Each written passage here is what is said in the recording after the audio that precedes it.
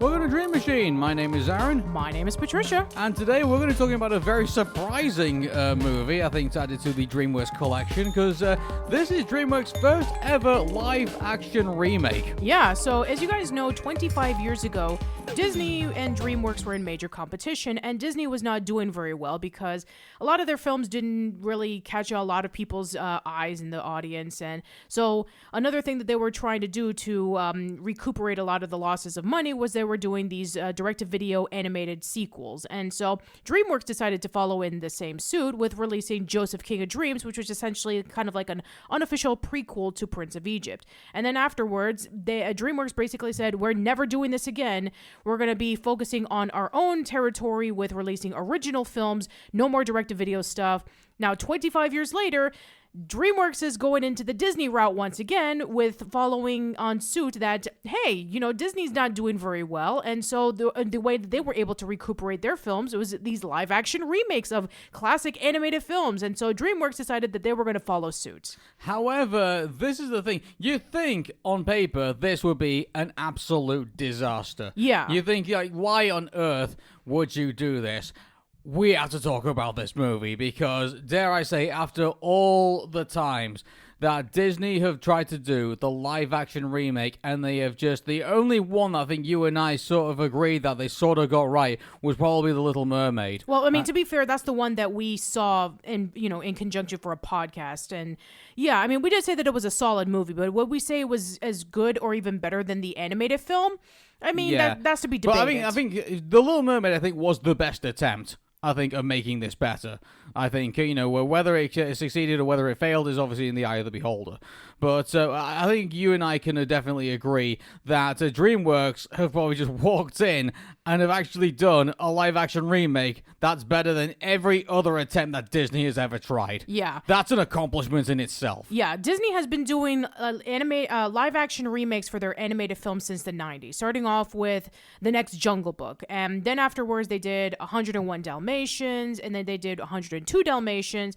And then after a while, they kind of like took a break with it. And then you have the Maleficent movie that just basically kickstarted it. And then you had Alice in Wonderland, you had Lady and the Tramp, you had, Pinocchio, you had The Jungle Book, you had Pete's Dragon. You had a whole bunch of animated films that were being redone in live action. And then eventually they started tackling in the classics. Beauty and the Beast, Aladdin, Lilo and Stitch is the recent one that is actually in theaters right now in conjunction with How to Train Your Dragon. And Lilo and Stitch is the one that's gotten a lot of controversial reviews saying it is not as good as the original, especially with some of the changes they've had, while DreamWorks' How to Train Your Dragon has gotten massive praises saying that it's just as good as the animated film, and they were able to even do some things that were even better than the animated film. Yeah, like, here's the way I would say about the Disney live-action remakes.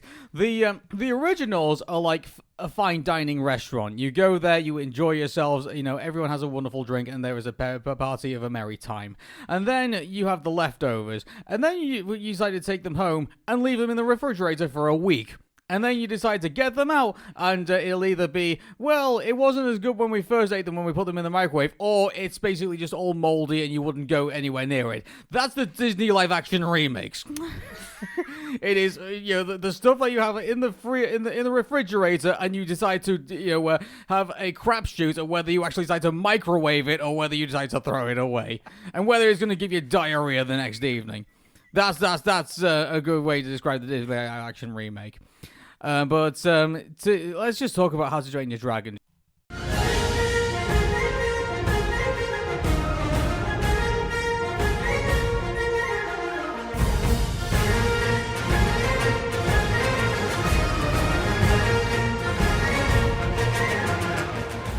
All right, yeah, so let's talk about the original How to Train Your Dragon, the 2010 film that was based off of the 90s book series by Cressida Cowell, and it took everybody by surprise. In a time in which when the Shrek films have kind of petered out and were not as great as they once were, Kung Fu Panda was just in the beginnings of it, and the Madagascar films were, again, at the beginnings of it, where you had the second installment, but, here comes How to Train Your Dragon by the same people who did Lilo and Stitch, and you'll be thinking, oh, you have this this kid who is kind of like the underdog, who is in this Viking village, who is not as tough as the others, and he doesn't live up to expectations. And then he's literally a hiccup. Like he is the title, and he is literally that. Yeah, like, and then one day he meets up with this creature, and it's the creature that he is told to forever fear. And then all of a sudden he starts having a close relationship with him, and then he starts to get to know him, and then he starts, trying to understand of how he can be able to break away from the traditions of his town, where they're following in one way while he's going in the complete opposite way, and then they start to accept on his teachings. Yeah. By the way, if you wanted to know about our feelings towards How to Train Your Dragon, watch the Dream Machine episode. If you haven't done so already. Yes, absolutely. Or listen to it if you're on podcast. But so let's talk about the live-action remake of this. And I have to say, like the CGI that they employ in this, I think is phenomenal. Like where the Night Fury, Toothless, looks, really good. The way that they've designed him, I think the way that they've made him feel like he is real, I think is absolutely fantastic. I think that is definitely high points on that. The fact that they've taken the characters and they feel like they've made them like as real as they possibly can be, and even employed characteristics from that they had from the TV series and not necessarily from the movie. That I think is building upon the characters and making them feel like they're actual people rather than kind of like they're just characters added into the movie. That I think is also a plus in that as well. Making this whole island of Berk feel like a real place.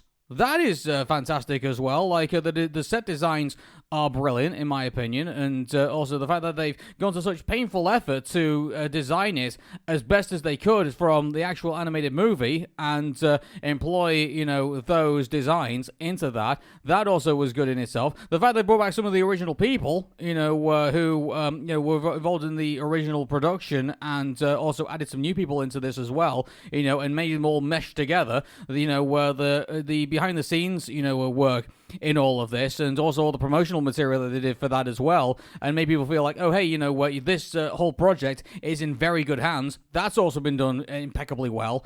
Like dare I say, I'm gonna be struggling to see where they've wrong-footed here, because you and I sat there in that theater, and I don't know about you, Patricia, but from the music, to be honest, the music does feel kind of like the same as it's kind of like comparing it to when Halo got remastered and they redid all the music for it and everything like that. It kind of just feels like, well, you're just doing the Halo music again. We're familiar with the tunes. Yeah, but to be quite honest, that is a compliment, because a lot of the other Disney remakes, they don't use the same music, or if they do, it feels like a facsimile of it. So I think DreamWorks was like, yeah, we don't want to change it too much in which the music is either unrecognizable or have a completely different soundtrack. Yeah, exactly. But I think, though, there's only one theme you sort of kind of recognize from all that. Don't get me wrong, the music kind of plays up to how hilarious a scene can get, or how dangerous something can get, or plays up to the tension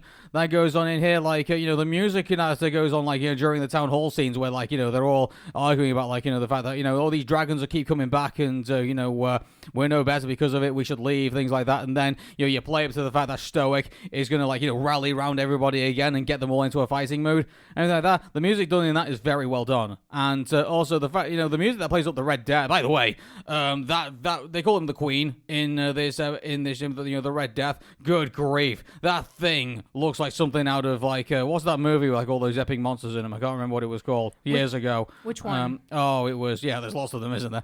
But this thing looks like it could rip Godzilla in half. Good grief, it's terrifying. Yeah, what were you saying when you were comparing the Red Death from the animated movie to the live action one? You were saying it was like a boss level in a video game. It looks like it looks like a boss level in a video game. This thing has a boss bar that goes across 3 screens. It's you're gonna be here for a while. Get some extra HP. You're gonna need it. But dare I say that the final battle scene in all of this, I think, is great as well. But we'll get to that in a minute. Because I think we don't do everything else justice in this movie. I don't think the relationship between Hiccup and Astrid, I think they build that up really well. They do. And in fact, in the original film, they had this rivalry together because Astrid wanted to be the one on top, while Hiccup was just the awkward underdog who was, he was essentially like the chief's son, and they felt that he just was privileged and didn't have to do anything. They didn't build a relationship with them until the sequel, and we do get to see a little bit of it in the first movie and even in the TV series, but again, we didn't get a full-on development with their relationship until How to Train Your Dragon 2. Yeah, it kind of makes you wonder, like, well, I mentioned we're getting a bit ahead of ourselves, it's talking about sequels yet, but yeah, the fact that they jumped straight into it, well, I don't think that's fair. They didn't jump straight into it. I mean, like, they did build, like, a meaningful relationship between Hiccup and Astrid, between them, and, throughout the course of the movie, and I think that was really well done, the way that they did it, and especially, with the amount of time that they had to do it as well. Good grief. Like, an hour and something minutes is not a very much amount of time to build a relationship between two characters. Definitely on the level Hiccup and Astrid as well. Absolutely. They added an additional 25 minutes into this movie compared to the original. And guess what? It was worth it. It was worth it, wasn't it? Yeah, it added so much. Like, they added a lot from the TV series, which I think is fantastic. Like, with what was going on with... you're going to have to forgive me here because it's not fish legs, it's rough nut. Yeah, like the fact that he was having issues with his dad. Like, No. That's not rough nut, is it? No, rough nut is the twin. Yeah. It's not loud. It's not loud, sorry. Like, I get mixed up with it's my dyslexia, I do apologize. But, it's not loud. The fact that they picked up issues with his father and, that didn't really get played up until, like, the TV series. That wasn't in the movie. That's there now. And, the fact that they introduced, like, all the other dragons, were through, like, the Book of Dragons and everything like that. That's all in there too, and some of these dragons we didn't get to see until, like, the TV series later on. Yeah, they're in there too. Exactly, yeah. Like, they have employed, they didn't just say, oh, well, here's How to Train Your Dragon, we're just doing it again. No, they didn't do that. They are aware that this world, outside of this movie also exists as well, and they play that up into, different scenes and how they do everything, and I just think that they've done a very good job in understanding that there's a lore that's behind of all of this that is a lot wider than just the original movie. They know they got a lot of other material that they can get resources from, and they used it. Yeah, like when the first movie came out, sure, you had the books, but they didn't really utilize a lot of the stuff from the books. I mean, they had they didn't need to. They had, like, 3 or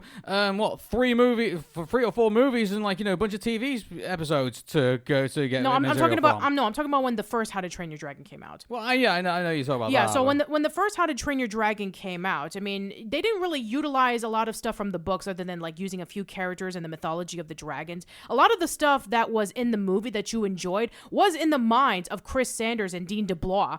That's the reason why you get to see a lot more better development with the characters because of their writing. And they proved it when they did the Lilo and Stitch, and they did a lot of other films, and they were able to prove themselves with doing the How to Train Your Dragon films. And this is something that Disney live action remakes do not do. They brought in the original writer and director from the animated movie into the live action movie. And he even said in an interview that, at first he wasn't too keen on the idea of DreamWorks delving into live action remakes because, he felt that the Disney stuff wasn't as good. And so he decided that he was going to take this challenge, and he said, what was in the original film that didn't work out the first time? I'm going to look back on it and I'm going to improve on it. And that's exactly what he did. And meanwhile, you have Chris Sanders, who was busy doing the Lilo and Stitch remake, and he changed it to the point in which it was unrecognizable and missing the whole point entirely. But that's for another story. Anyway, but yeah, you can definitely tell that Dean DeBlois looked back on the original film and said, what can we do to improve on what wasn't good the first time, especially since we've had the sequels and we've had 8 seasons of the TV series. Well, he was able to do it in strides. He was able to develop more of the characters. He was able to broaden out more of the world. He was able to have a lot more time with the characters that we didn't get to the first time. There's a lot more opportunities for Hiccup and the friends to hang out with, which wasn't really there before. A lot more times hanging out with Hiccup and Astrid, which again wasn't there before. A lot more of the stakes that the other villagers have to go through with the dragons, which again really wasn't there before.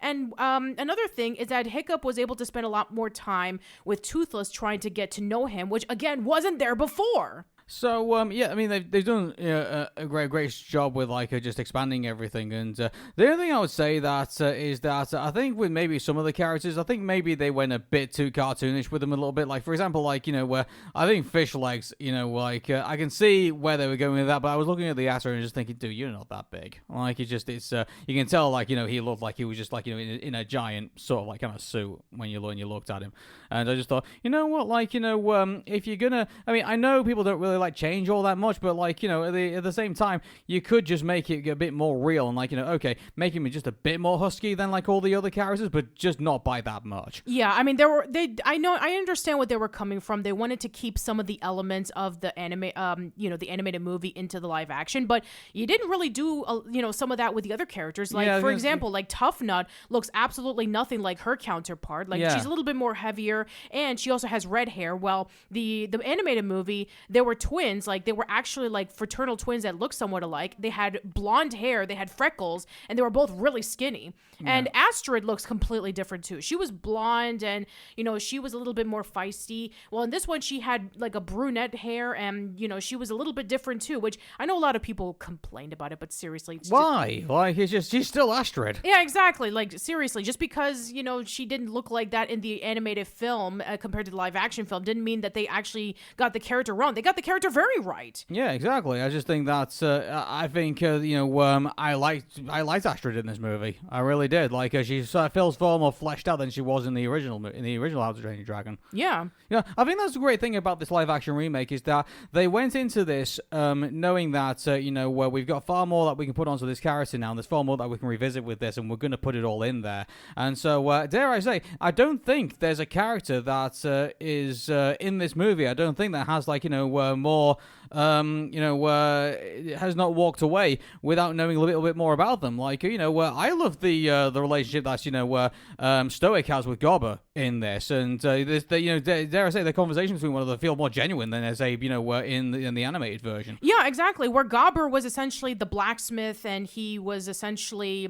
the one teaching the kids how to deal with the dragons. I mean, he was just basically like the exposition dump. That was all he was in the original film, and in this one he actually has a lot more development as Stoick's advisor and his companion, which again was featured in the TV series. Exactly, yeah. So they've Gobber in this. Anyway, any character Nick Frost portrays, I really have liked. I love the Cornetto trilogy, obviously, and so I have a sort of bias of like towards Nick Frost when he picks up a character like this. Gobber, I think, is a fantastic portrayal.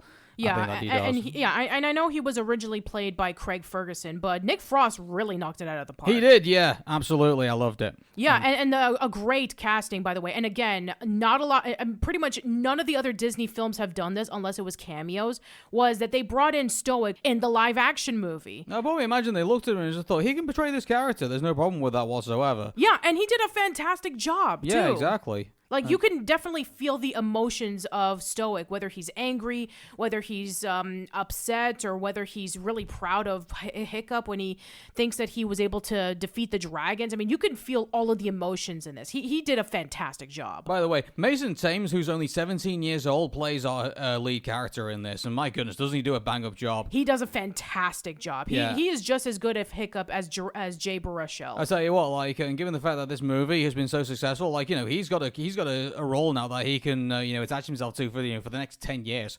Effectively, like I think he's and I have to say this, he is Hiccup. He really is. He nails it. Absolutely. Like I'm interested to see remember when Johnny Depp, he plays Captain Jack Sparrow in children's hospitals. He's done that in the past. We've seen it on social media. I'm interested to see if they decided to do that with Mason Thames. He comes in as Hiccup and decides to to do that thing because I think he could do it.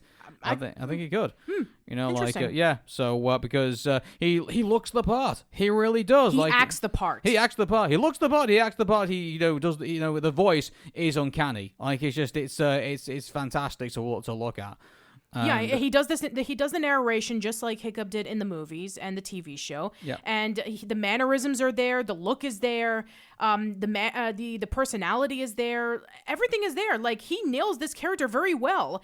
And yeah, I mean, like, if you were to take a look at the Disney remakes and you see like, oh, this is supposed to be Aladdin, or this is supposed to be Belle, or this is supposed to be this. It's like, it feels somewhat kind of off because they either have a lot of changes from the animated film to the live action film that is unrecognizable, or they're just them, they're just playing themselves, and it doesn't feel like the character that we're accustomed to. It's like when you have Will Smith as the genie, what do you think of? You don't think of genie, you think of Will Smith. You don't think of the genie as his own character. You just think of, oh, that's just Will Smith playing as this character that I knew about. I heard about Will. I mean, here's the thing. I've not watched the live action remake of Aladdin, so I mean, maybe I'm being a bit unfair here, but when I first heard about that, like, the first thing I thought was like, Will Smith should basically just go back to what made the Fresh Prince so funny, in the sitcom, and he should have just brought that entertainment to the Aladdin movie. I think people will be talking about it for a long time. Yeah. I think, but the fact that we're not talking about it now, only because obviously we think it's How to Train Your Dragon's live action remake is better than that. That's where we're at the moment. Yeah. So with that, anyway, I digress. So again, like, I just think that it's amazing that DreamWorks, they must have probably looked at what Disney were doing and probably thought, okay, here's how it all could possibly go wrong, and this is what we're going to get right here. And it looks like, I don't know whether they just peered over the fence and they just realized, well, hey, we can make this better than what they're doing right now, or they looked at How to Train Your Dragon and looked at how epic it could potentially be in a live-action setting, because, let's be honest, I mean, like, there were a lot of nerves, I think, when they first announced this project, because it's like, oh no, DreamWorks is doing live-action remakes like Disney is doing, and but thankfully, now that it has come out, a lot of people have seen it, and a lot of people have taken a look at it and thought, yeah, this is how it's done. I think DreamWorks has set the standard now about how every live-action remake should be, for the foreseeable future. It's kind of funny that Disney has been, consistently doing this for the past 15 years, and people are just saying, please stop. It's over, Disney. Don't do this. And now DreamWorks, everyone's like, hooray! Yeah, come on, we do the second movie. Come on, get to the third one. We want to see the White Knight Fury. Like, we want to see the live-action remake of that meme. But mind you, we probably eat our words later on. Maybe they'll be the second movie. It'll be terrible. So like, well, I mean, it has been confirmed that they are going to be doing the sequel to How to Train Your Dragon. Oh yeah, you have to. I walked out of the theater and I thought, yeah, they're going to do the second movie. Surely. Yeah, and then Dean Dubois was mentioning in a recent interview saying that he's going to do what he did with the first How to Train Your Dragon movie, in which he's going to look back on it, find out what worked and what didn't, and going to do again the necessary changes. And I'm looking forward to it. Yeah, I'm looking forward to it. So, I mean, I just, we've only 22 minutes in. I think you and I are in agreement. This is probably the best live-action remake that we've seen, in the 16 years that, that we've been going down this route now. Like, it is actually fantastic to see. And this movie came out on the same weekend as the Lilo and Stitch remake, and yeah, I mean, it's just an interesting parallel of what's going on. It's like Disney were planning on quitting doing the live action remakes because every single one of them have either been a bomb or have gotten so much negative reviews, or both. And yeah, I mean, we saw what happened with the Snow White remake. Wow, where do we start with that? Wow, I mean, we've not seen the Snow White live action remake. No, I mean, now that I hear about all the controversy around it, I mean, I'm not really looking forward to seeing it, to be honest with you, if it ever comes up on TV. Yeah, but anyway, that's not the point. The point is that they were ready to throw in the towel until the Lilo and Stitch remake came out and made a lot of money, but they were just saying like, oh, let's just continue on the gravy train because that's, people went to see that's what they want. But yeah, meanwhile, you have DreamWorks who only on one attempt decided to do this, and guess what? They were able to bring in some of the people who worked on it originally. They were able to utilize the extended time that they had to build into the story and characters they weren't able to do for the first time, and they were able to give it a lot of recognition from what the animated film had, and bring into people's nostalgia, and yet at the same time do some necessary tweaks to make it a standalone feature. By the way, I'm just looking at while we're doing this podcast, I was just looking through because they're still talking about this, there's constantly streams of articles constantly calling out right now. The latest figure on the box office of How to Train Your Dragon action right now, $450 million and counting. Wow, really? That's crazy. It's nearly hit $500 million.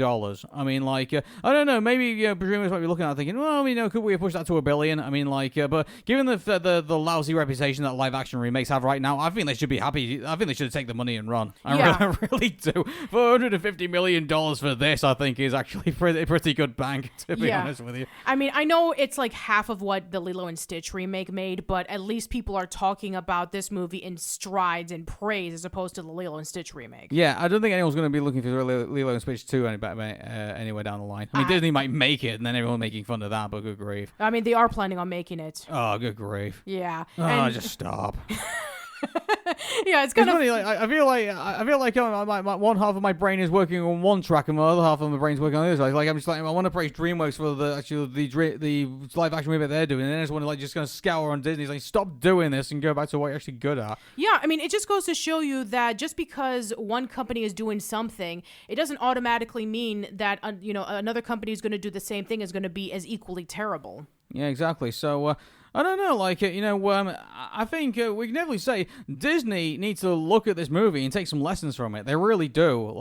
This is what How to Train Your Dragon has done here in regards to his live-action remake. It's remained, loyal to what it was. It built upon what had come before it, and it gave an entertaining narrative. It gave some really good performances, gave some really good music, and gave some really good CGI, and gave some really good action scenes that we all. And also going along, with our characters, through the training sequences as well. Like that was fun bit of things to go through as well in regards to all of that. Also, we don't even talk about the conflict between Hiccup and his father in all of this, and how awkward things are without the mother around. Yeah, and again, we're not even got to the mother yet. I guarantee he's probably going to appear in the second movie. Yeah, I mean that's something that again we didn't even really get we didn't really think about in the animated movie, where we get to hear about the mother, and again this is something that they brought up in the TV series. Well, this brings up an interesting question. Who's going to portray her in the second movie? That's a really good question. I don't know. Will they bring back the original actress who voiced as Hiccup's mother?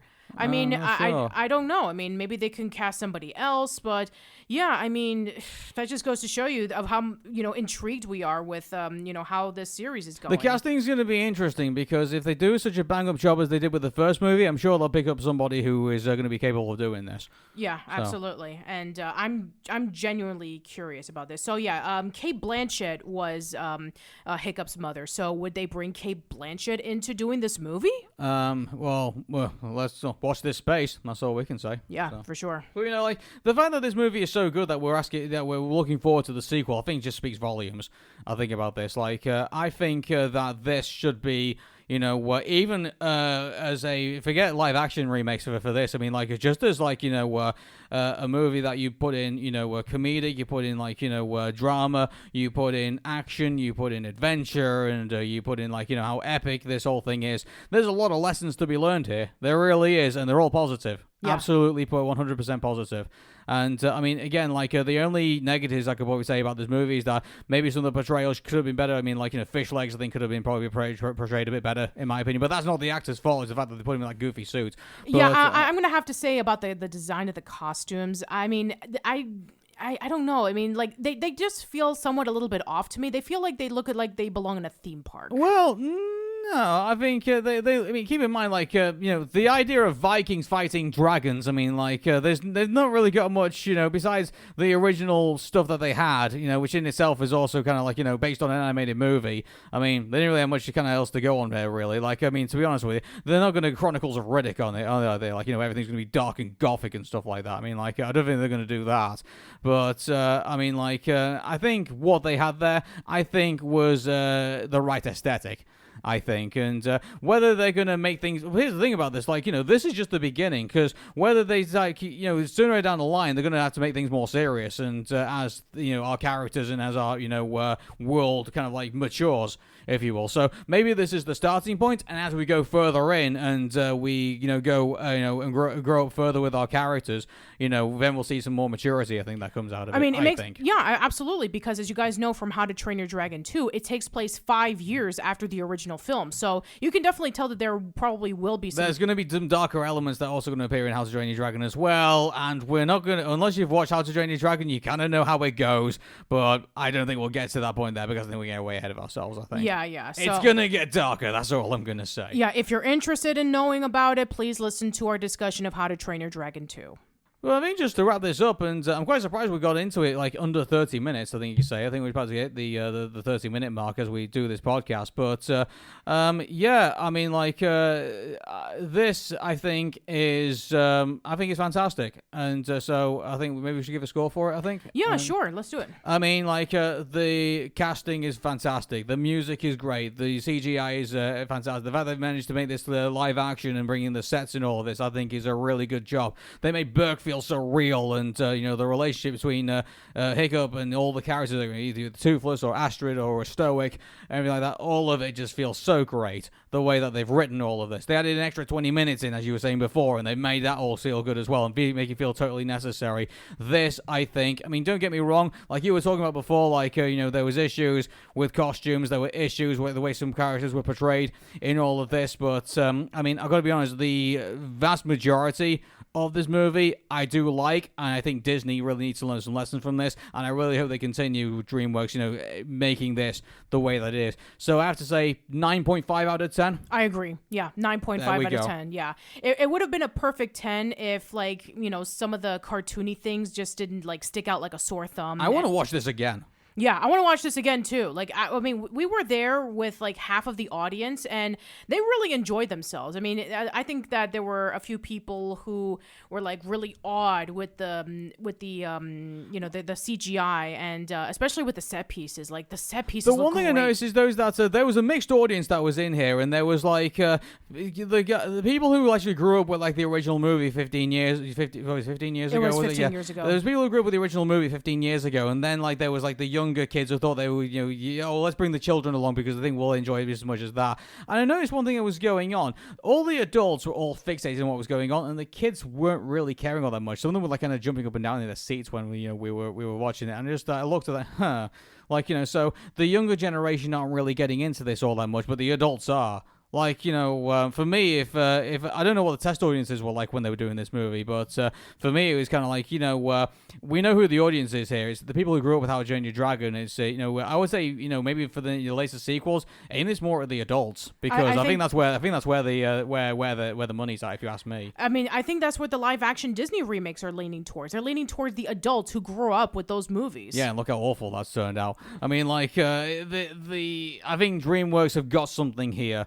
And I think, dare I say, we're talking about the future now, not talking about this movie, but I think the one thing I'll safely say about this is that at least our experience, that when we went to the theater for it, all the adults were just like in awe of like everything that was going on, and they were laughing also as well, some of the hilarious moments of that, like just the awkward silence between like Hiccup and Stoick, when they were trying to like have like a father-son conversation, and they were just kind of just there giggling, like not just because it's Hiccup and Stoick trying to have a father-son conversation. Is like that feels sort of like a bit of a realistic thing that probably would happen between father and son, like when in certain instances. So I think this movie does connect with an adult audience, I think, and dare I say young adult audiences. You're talking about probably between the 18 to probably 34, maybe even a bit more demographic. I mean, you and I are are in the second demographic after that now. We're in the 24 plus.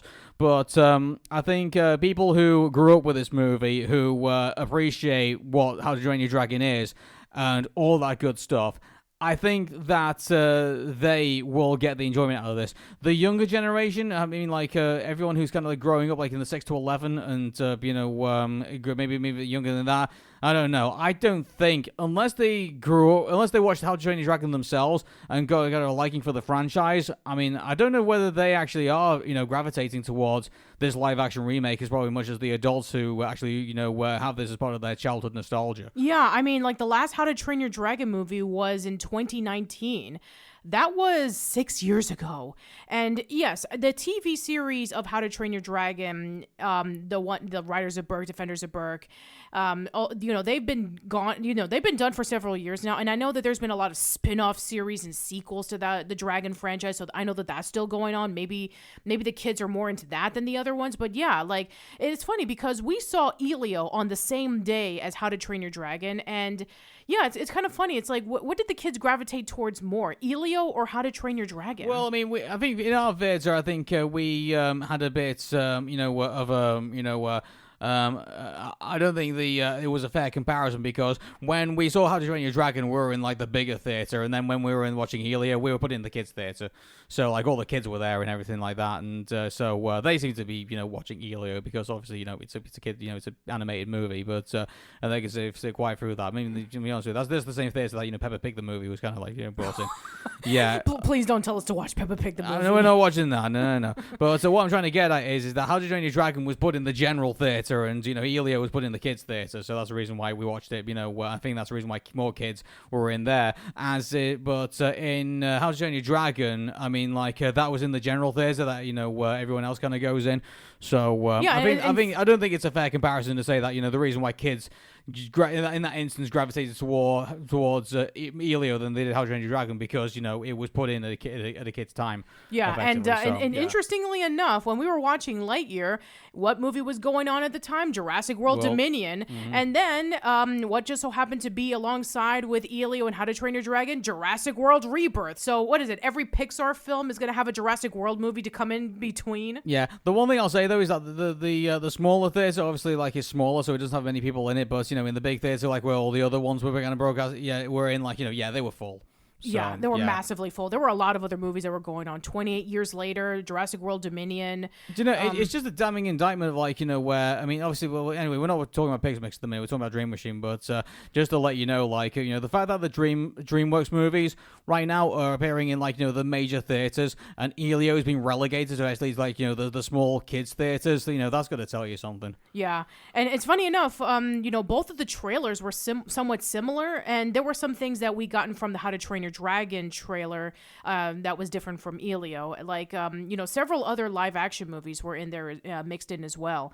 And when Wicked came, the second Wicked movie trailer came out, the girls who were sitting right in front of us in the front row, they must have been like 19 or 20. They were squealing so loud. They were like, "Oh my gosh, it's coming out in November! I can't wait!" Ah! And then when the Smurfs movie, the Smurfs trailer came out, we were just like, ugh. Yeah, we didn't really talk about the trailers that came from this movie, did we? So, it kind of feels like I'm quite surprised that they put in some of the kids animated trailers in this. I thought because I didn't think that's where How to Train Your Dragon. I mean it's probably a family movie. I'm not going to disagree with that, but those type of trailers I would have probably put in with all the other animated movies and all the kids movies, stuff like that. And I probably would have put in some of them more 12A sort of trailers. I think in my opinion anyway. I think that with the exception of the Smurfs, I think that the other trailers did fit. Obviously the Wicked sequel that makes sense. Oh yeah, well that fits. And then we got two films that kind of feel similar about you have this young kid and she finds an animal and she tries to take care of it, and she's surrounded by people who are either don't understand it or she is unfamiliar with the world that they're in, which was Savages, which is a stop motion animated film from the same director who did My Life as a Zucchini. And then there was The Legend of Ochi, which is about a live action movie, which is about a young girl who finds this little cute chimpanzee thing, and they're part of a line of creatures. That sounds like an artistic film, so I think that sort of kind of fits in that demographic as well. Yeah, and I think there was promotions for the Fantastic Four movie, but yeah, that Smurfs movie was just way out of place. It made a lot of sense for when we saw Elio, but not for How to Train Your Dragon. That was really awkward. Yeah. Well, anyway, I don't want to get bogged down into Smurf movie talk. I think obviously we're here for DreamMachine. All right then. So yeah, I guess the next movie we're going to be watching is The Bad Guys 2, which is going to be coming out in a couple of weeks. Wow, that's crazy to think about. We've only just done this episode, and then we're going to be thrown straight into another episode. But But it's funny enough, like we don't have the same dread as like with Pixar movies, so where like one is bad and one is good when it comes out in the same year.